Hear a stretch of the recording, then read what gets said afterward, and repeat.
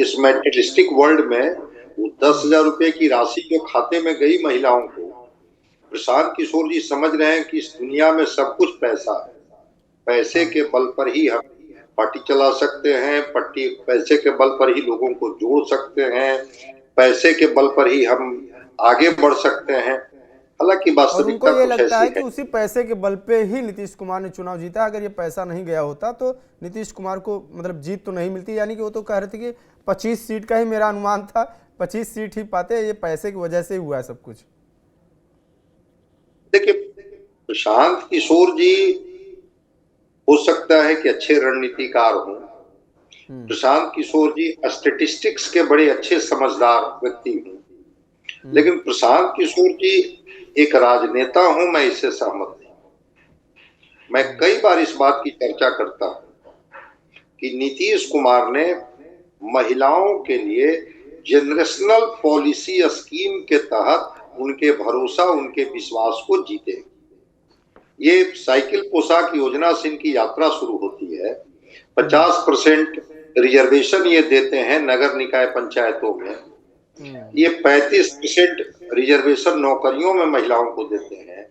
महिलाओं के कहने पर ही बिहार जैसा कमजोर राज्य, जिसके रेवेन्यू के बहुत लिमिटेड सोर्स हैं, वहां ये शराबबंदी लागू करते हैं, फिर ये डोमिसाइल नीति लागू करते हैं और 60,000 करोड़ रुपया वर्ल्ड बैंक से लोन लेकर के जीविका दीदी जैसी योजना 2007 में लॉन्च करते हैं।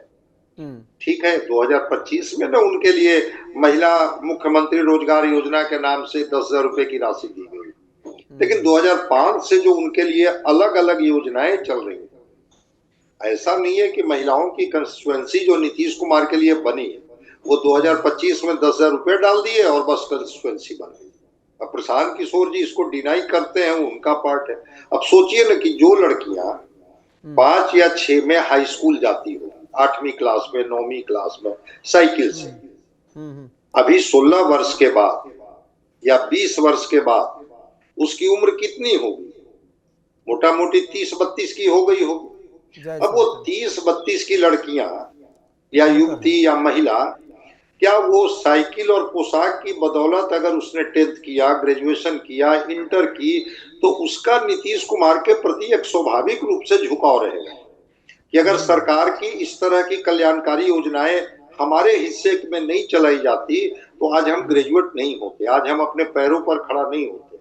ये 10,000 रुपए की राशि संदेश भी है सर, मुझे ऐसा लगता है, क्योंकि हम भी जब गांव के जीवन को 2005 के वक्त जब देखते हैं तो उस वक्त इस बात की लोग चर्चा करते थे कि नज़दीक में बगल में है तो लड़की को भेज दो, 10 कदम की दूरी पर स्कूल है, या कोई पहुंचाने चला जाए, या भाई है तो भाई के साथ चला जाए। कम से कम लड़की साइकिल से जाना शुरू की, घरों से निकलना शुरू की, तो कहीं ना कहीं सिर्फ योजना एक योजना तक ही नहीं है, उसकी वजह से एक विमर्श भी शुरू हुआ कि हाँ लड़कियों को स्कूल तक जाना चाहिए। और पोशाक और साइकिल जब मिल ही रहा है तो लोग, बहुत सारे ऐसे घर हैं, बड़ी संख्या में बड़े घर हैं कि जो 2,500 2,000 का एक साइकिल नहीं बनवाते थे, और वो मोस्टली लड़कियां या तो पैदल जाती थी 4-5 के झुंड में, 6 के झुंड में, या तो फिर एक टाइम के बाद बंद कर देती थी। तो असर तो जाहिर सी बात होगा। नहीं, आप तो फ्लैशबैक में लेके चले गए। बहुत अच्छी बात आपने कही कि हर गांव के पास तो कोई हाई स्कूल होता नहीं था, नहीं, हर पंचायत में भी हाई स्कूल नहीं होता था।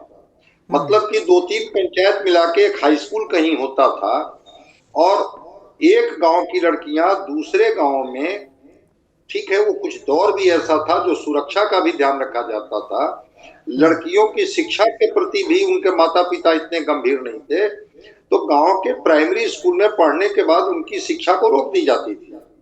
जब साइकिल योजना आई, पोशाक योजना आई, तो लड़कियां कतार में, उस गांव की लड़कियां साइकिल पर बैठ के 2 किलोमीटर, 3 किलोमीटर, 4 किलोमीटर जाने लगी। तो नीतीश कुमार ने न केवल साइकिल दी बल्कि साइकिल के साथ साहस भी दिया, और गार्जियन को भी, अभिभावकों को भी एक हिम्मत आई कि अरे 10 गांव की 10 लड़कियां साइकिल पर बैठ करके जाती है, स्कूल का पोशाक ड्रेस मिला हुआ है, हमारी बेटी पढ़ेगी तो आगे बढ़ेगी, अच्छा करेगी। और फिर स्कॉलरशिप की राशि, 10th पास कर जाओगी फर्स्ट डिवीजन से तो इतनी राशि तुम्हारे खाते में, इंटर कर जाओगी तो इतनी राशि, ग्रेजुएशन कर जाओगी तो इतनी राशि।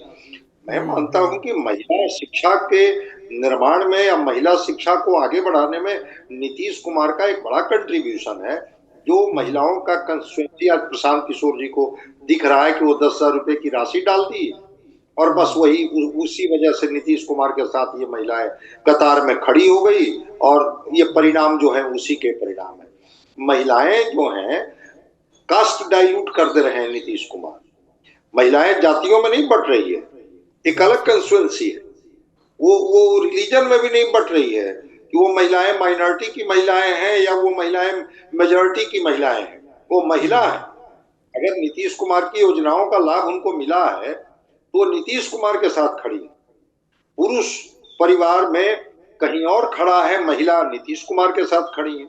इस बात को प्रशांत किशोर जी अगर नहीं समझ पा रहे हैं तो ठीक है, वो बड़े रणनीतिकार हो सकते हैं, लेकिन इस पॉलिसी को बेहतर समझते होंगे कि कैसे नीतीश कुमार ने महिलाओं की एक कंस्टिट्यूएंसी खड़ा की बिहार में और लगातार उनकी लंबी कतारें उनकी जीत का कारण बनी। ये कहा भी जाता है कि 6% अगर नीतीश कुमार के अपने कास्ट का वोट है तो आप 15% तक उनको ले जाते हैं, उसमें से बाकी 7-8% महिलाओं का ही वोट है जो नया वोट उन्होंने पैदा किया है। और ये फिर चाहे आंगनवाड़ी हो, चाहे आशा हो, चाहे जीविका दीदी हो, चाहे फिर पुलिस में बड़ी संख्या में महिलाओं को आगे निकलना। बिहार जहां बार बार जिसके बारे में कहा जाता है कि पिछड़ा स्टेट है, क्राइम स्तर ज़्यादा रहा है, 2005 के पहले का और अंधेर स्थिति थी, सड़कों की स्थिति खराब थी, बाढ़ प्रभावित था, ऐसे स्टेट में महिलाएं पुरुषों की तुलना में जितना ग्रोथ हो, अगर यूपी वगैरह आसपास के भी स्टेट होंगे उसके हिसाब से महिलाएं आगे बढ़ी है, तो जाहिर सी बात है सरकार का एक प्रयास तो है ही जिसका असर दिख रहा है उस वोट पर।